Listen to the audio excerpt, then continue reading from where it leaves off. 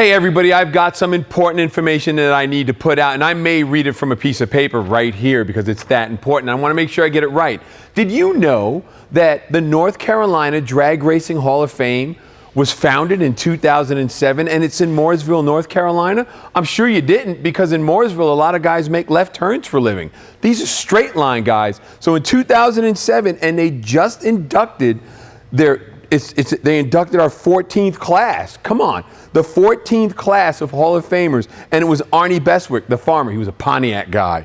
Lee Edwards, Tommy Murray. I mean, guys, when you're in North Carolina looking at round track stuff, it's okay if you find the North Carolina Drag Racing Hall of Fame. They got a small budget, but they got some cool people in there.